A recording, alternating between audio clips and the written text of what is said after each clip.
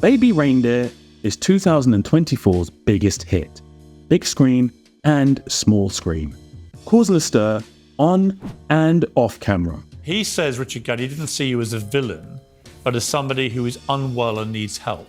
Yeah, well, maybe should look a bit closer to home. The story delves into the alleged true story of his central actor and character, Richard Gadd, who was supposedly stalked by Martha Scott, based on Fiona Harvey, a real-life 50-something Scottish woman, who actress Jessica Gunning imitates perfectly. I don't think the actress sounds like me. I mean, people compare me to Lorraine Kelly, but I look nothing like Lorraine Kelly. We all happen to have dark hair.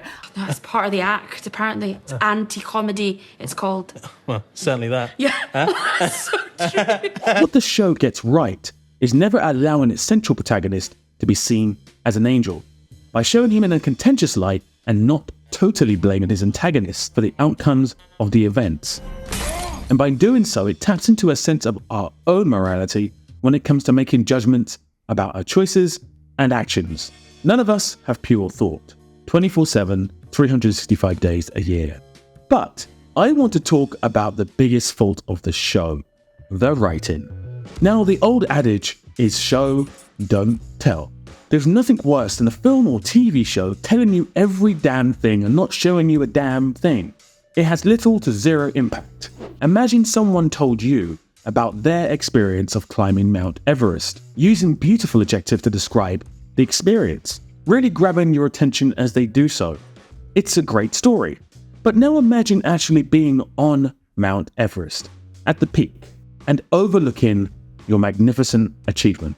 Which of these two things would have a bigger impact? Baby Reindeer's writing is amateurish, with our protagonist using excessive voiceover to tell us literally everything. From what the character is doing, to what he's about to do, to what he's thinking, to what someone else is thinking, and to what he did. And this is a non-stop problem. From episode 1 to episode 7, one of the first things you're told as a writer is to try and avoid voiceover.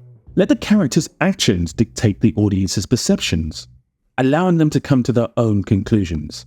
Student films often have this issue and are criticized for such. Voiceovers are a wonderful crutch for writers. They allow a writer to not have to fill in the blanks that they inevitably have when creating a story. You can simply just use a voiceover to tell the audience how a character is feeling or what they think about another character or an event.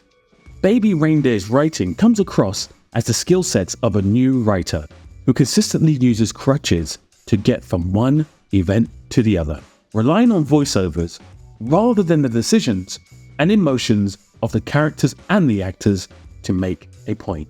Now remember this is Richard Gadd's first ever foray into filmed narrative writing as a solo writer. So he's a novice, and as such, the writing does come across as very amateurish. And I don't use the word amateurish lightly. Lines like this are poorly conceived. Then I would look at her in her most vulnerable moments, and I would start to reimagine her past. The school balls that no one took her to, the time she tried on wedding dresses for fun, nights lost on social media perusing the lives of the rich and famous. But also very rare, because essentially what this show does from episode 1 to episode 7 is actually insane. It shows and it tells at the same time, which is actually kind of unique. And I think that in no small part, this is why the show is hugely successful. We live in an age where engagement is very low. There are so many streaming services and social media apps that our attention span is either taken away or extremely low. Even I, after the first episode of a TV show not being good, will tap out and move on to a new TV show. And there's been a recent study that shows most people watch TV shows and films at home with the subtitles on. And if you look at most people watching social media on their phones, they read the subtitles because typically they're in a public place where they can't have the volume up loud. Everyone is watching media with subtitles, assisting their viewing. So what Baby Reindeer does with the showing and the telling is almost a perfect storm for the engagement of its audiences. It absolutely beats its audience on the head with information overload. Eyes and ears. So every threat, violent blow, emotional outburst, hit you with double the impact. The show's bad writing is actually its strongest asset. By mistake, Baby Reindeer is a raw, emotive piece of work with many flaws.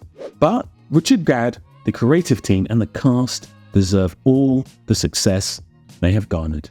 And hopefully, as time goes on, Gadd can become an even better writer from a technical standpoint, because he's nailed the art of creating believable characters. You mean so much to me. I've got to go.